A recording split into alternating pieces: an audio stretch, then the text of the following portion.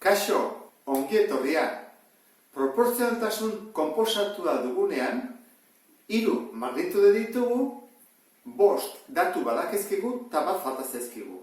Orduan, askoz komplikatuagoa da, konparatuz, oan arte egin duguenarekin.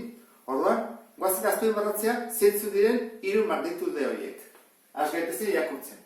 Ganadu zale batek, 84 kilo pentsu behar izan du 4 beiri aste batez jaten emateko.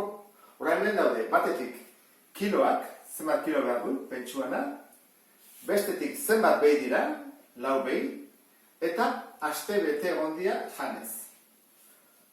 Bestean, zenbat kilo pentsu beharko ditu, orain, galdez egiten zenbat kilo, ezta?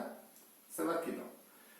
5 beiri 30 egunez jaten emateko, orain, hemen ditugu 3 magnitudeak. Batetik pisua, kiloarena, bestea behi kopurua eta bestea eguna. Orduan, galdetzen digutena jarriko dugu azkena, pentsua. Orduan, hasiko gara adibidez, behiarekin. Orduan, behiak,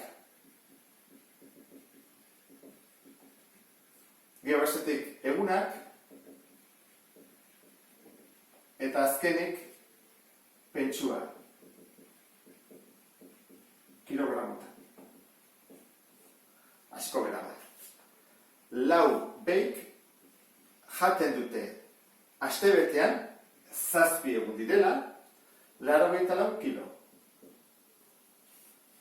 Proportzioa egina dago. Orain, goazen ikustea, galdetzen digutena.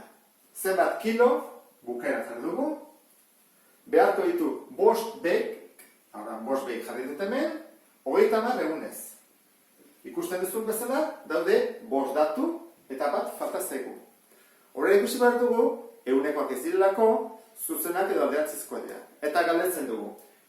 Behi gehiago baldin baditut, pentsu gehiago beharko dut, bai, zuzena. Horra da, zuzena. Egun gehiago baldin baditut, pentsu gehiago beharko dut, bai, zuzena. Beraz, bi kasuetan, zuzenak dira. Zuzenak baldin badira, horra egiten dugu. 4 bosten, bider 7 30, berdin, eta hau bestaldean jartzen dut.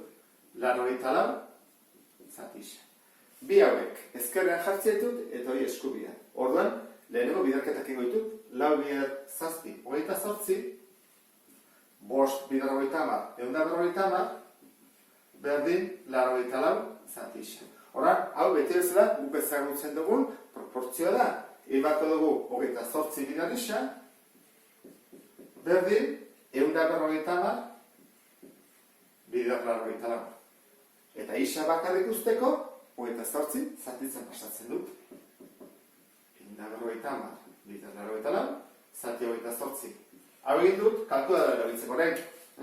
Jarriko dut 150 bider 84, zati 28. Eta atatzi zaizkit, 450. Beraz, emaitza izan zateke, 450 kilo beharko genituzke, 5 behi elikatzeko 30 egunez. Lehenengo galdera erantzun dugu, orain goazen beste galdera honekin. Zenbat egunez elika daitezke 8 behi 120 kilogramokin. Beraz, orain galdetzen digutena da, zenbat egun. Eta esaten digute, 8 behi eta 120 kilo. Galdetzen digute, azkena jarriko dugu. Egunak. Orduan, lehenago jarriko ditugu behiak eta kilogramoak. Adibidez, lehenago jarriko dugu, pentsua, kilogramotan, bigarrena behiak, eta azkenik egunak. Hasiko gara. Goian, zenbat kilo, 84 kilokin, behiak 4 ditugu, eta aste betez, 7 egunez, elika dezakegu. Orain, zenbat egunez, ezakigu, elika daitezke 8 behi, 120 kilokin. Hortzik ustean, zenbat egun arteatzen zaizkigun. Galdetu behar dugu, zuzena edo aldentzizkoa den. Pentsu gehiago baldin baditugu, egun gehiagorako dago? Bai, ezta? Zenbatetan pentsu gehiago, egun gehiagorako janaria dago. Oso, ondo, zuzena. Hurrengoa, behi gehiago baldin baditugu, egun gehiagorako janaria dugu? Ez, lehenago bukatuko zaizkigu. Zenbat eta behi gehiago eduki, janaria lehenago bukatzen zaigu. Egun gutxiago aguantatuko du janariak. Horran, hau ez da zuzena, da alderantzizkoa.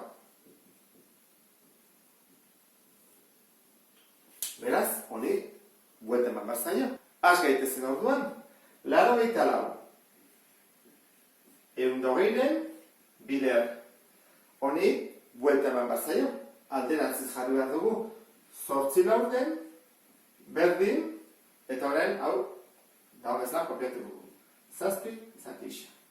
Horran, egin behar dugu. 84 bider 8. 84 bider 8, berdin. 672. 120 bider lau. Hau, erresago da. 420. Berdin. 7, zatixa. Bidertu behar dugu diagonalean, jarriko torrela, 672 isa, berdin, 7 bider, 420, eta isa izango litzake, biderketa hau egin, zati, 672. Egin ezagun, 7 bider, 420, zati, 672, eta 5 egun. Badakizue, programa hau dela prepazeta zenbaki osoak atatzeko, gehienetan, ezta? 5 egun bakarrik atazaizkigu, gutxiago, zergatik behi asko ditugulako, orduan janaria lehenago bukatuko da.